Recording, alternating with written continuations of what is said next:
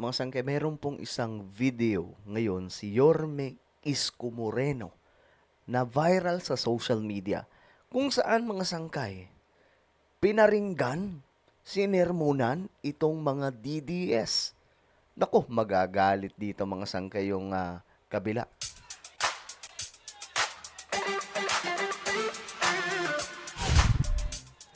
So ito nga mga sangkay, pag-usapan po natin ito kasi ngayon po trending o viral ang video na Yorme kung saan talaga nga namang sapul na sapul ang mga DDS dito. Magagalit sila mga sangkay sa content na to, pero sige lang, okay lang. Anyway, bago tayo magsimula sa mga hindi pa po dyan nakakapag-subscribe sa ating YouTube channel, makikita nyo po yung subscribe button sa baba ng video na to. I-click nyo lamang po yung subscribe, i-click ang bell, at i-click nyo po yung all. Sa mga nanonood naman po sa Facebook, i-follow nyo po yung ating Facebook page. Okay, diretso po tayo. Ito po yung video na viral ngayon. Pakinggan po muna natin ng dire-diretso, okay? Pakinggan po natin muna ng dire-diretso, tapos magkomento tayo maya-maya. O tingnan ninyo, baka lang nawawaglit sa isipan ninyo, ha? Si President Marcos, kalabang ko. Nakakompetensya ko yun. Tama ba? Naalala nyo pa? Olats ako.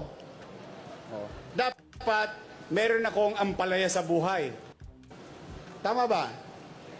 If there will be some bitterness, no? Tinalo ko nun dapat bitter ako. But I did not. Why? I set aside personal emotion. You focus on the job, on your responsibility. Walang politika. The same thing that I gave to other officials. Whether they're congressmen, whether they're councilor, whether they're barangay chairman or kagawad, whoever they are, wala. Kailangan mo isang tabi so that we can move on. And because of that attitude, here we are together, benefiting as local government, as people of Manila. That's why I, your mayor, will continue to do so. Huwag nyo nang masyadong iisipin yung damdaming masasakit na salitang na ibigay sa akin nung araw. Total, ako lang yon. Ang importante, kayo. Tao, mamamayan ng lungsod ng Maynila. Okay, ang ganda ng sinabi ni Yorme. Tagos na tagos po yun mga sangkay sa mga DDS. Lalong-lalo na siguro sa taga-suporta ni Yorme noon na si Banat Bay. Pakinggan po natin. Sana marinig po ito ni Banat Bay, no? Sir, brother, pakinggan mo to. O sa lahat ng mga DDS, pakinggan nyo mabuti. Himay-himayin po natin yung sinabi po ni Yorme. Paglit sa isipan ninyo, ha? Si President Marcos, kalabang ko. Tama, di ba? Si President Marcos kalaban ni Yorme Isko Moreno. 2022, bakbakan, siraan, wasakan. Di ba nga, bumabanat nga din po tayo kay Yorme Isko Moreno. Part po yun mga sangkay ng pagdepensa sa sinusuportahan mong politiko. At that time, we all know naman mga sangkay sino sinusuportahan natin. Si PBBM at si VP Sara. Kaya nung time na yon mga sangkay na bumabanat si Yorme Isko Moreno laban kay PBBM, wala mga sangkay. Kumbaga bumabanat din po tayo laban sa kanya. Naggantihan mga sangkay. Ganun po ang nangyayari. Pero isa sa hindi ko maalala mga sangkay, na kung may nangyari na itong si Isko Moreno ay bumanat po kay Apo Lakay. Kasi para po sa inyong kaalaman, loyalista po itong si Isko Moreno. No? Si Isko Moreno mga sangkay ay tagahanga po mismo ni Ferdinand E. Marcos. Kaya nga ako mga sangkay noong 2022, nanghinayang ako nung tumakbo siya. Kasi isa rin po ito sa mga hinahangaan kong politician mga sangkay sa Pilipinas na may political will. Nanghinayang ako, alam niyo kung bakit? Hindi pa hinog eh. Alam niyo kung dinerecho niya yun? Dinerecho niya yung pagiging mayor niya hanggang ngayon at until 2028. Alam nyo, kakaladka rin na siya ng mga Pilipino. Yorme, tumakbo ka na. Yorme, tumakbo ka na. Walang Vice President Sara Duterte na mamamayagpag ng husto. Or siya lang ang makakatalo dapat kay VP Sara. Masyado kasing ano, no?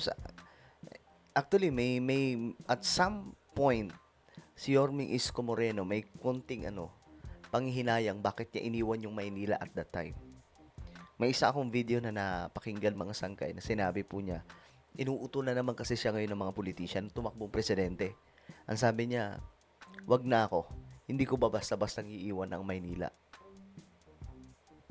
Nireal talk niya mga sangkay. So, ganito kaseryoso si Yorme Isko Moreno ngayon sa Maynila. Nakakompetensya ko yun. Nakakompetensya niya si PBBM. Klinaro niya mga sangkay. Tama ba? Naalala nyo pa? Olats ako. Dapat, meron akong ampalaya sa buhay. Tama ba? If there will be some bitterness, no? Tinalo ako nun dapat bitter ako. But I did not. Diba? Dapat bitter siya. Sino ba yung mga bitter ngayon? Sino ba yung mga ampalaya ngayon? Di ba yung mga DDS? Sila lang naman yung nagsasalita dyan kay PBBM ng ganun-ganun eh. Oh, pakinggan nyo si Yorme, mga DDS. Why? I set aside personal emotion. You focus on the job. Parang ang isa sa pinaparinggan dito si VP Sara, no? Yung pagiging ampalaya. Sinet aside sabi ni Yorme, sinet aside ko yan. Nag-focus ako sa trabaho. Yung si VP Sara, panibanat kay PBBM. On your responsibility. Walang politika. The same thing that I gave to other officials. Whether they're congressmen, whether they're councilor, whether they're barangay chairman or kagawad, whoever they are. Wala. Kailangan mo isang tabi so that we can move on. And because of that attitude, here we are together, benefiting as local government, as people of Manila. That's why I, your mayor, will continue to do so.